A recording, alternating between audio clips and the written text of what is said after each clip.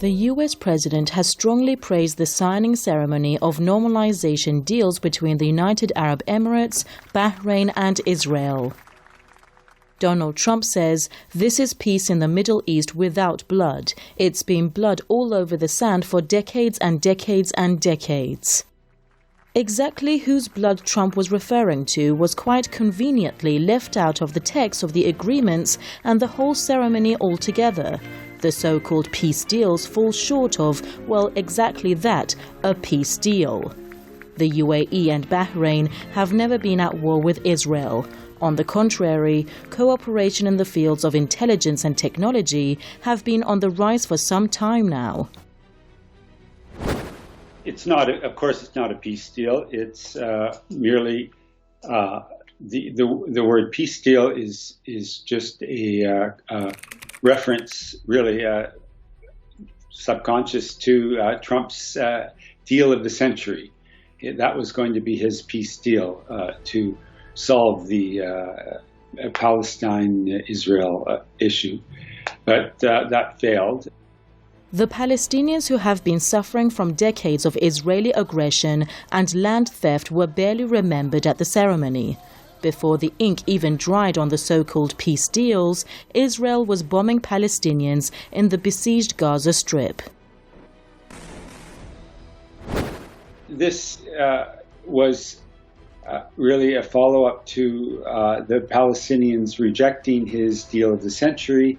And when you say no to Trump, he gets back at you. This is a little bit of a revenge match. What he's done is he's gone over the Palestinians' heads and got the Emirates and Bahrain, who were not strong supporters really of Palestine ever. The UAE had claimed Tel Aviv agreed to abandon the annexation of the occupied West Bank in return for normalization with Abu Dhabi. There was no mention of this in the agreement's text. On the contrary, Israeli Premier Benjamin Netanyahu has openly stated that Israel will only temporarily suspend the annexation plan. Essentially, the main party of the warring sides of West Asia's longest conflict, the Palestinians, have once again been neglected so others can benefit politically.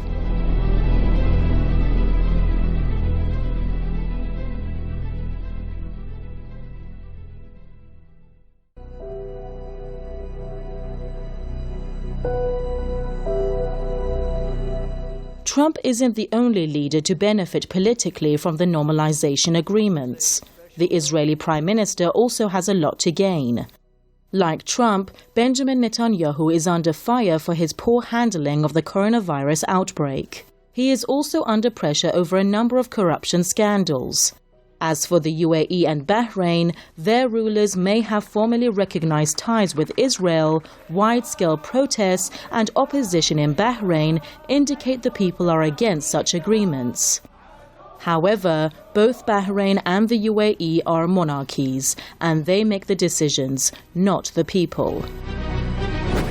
It's also part of solidifying Saudi, Israel, and other Arab states all together, the ones that will work with Israel, and to really leave aside the Palestinian question. I don't see how how it will help the Palestinians get a state.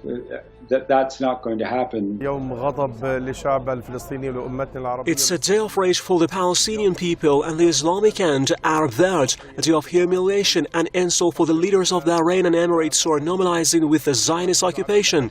We assure that today, the 15th of September, is a black day in the life of these leaders of Emirates and Bahrain who normalized and betrayed with the occupation, and they gave up their case and their support to Palestine.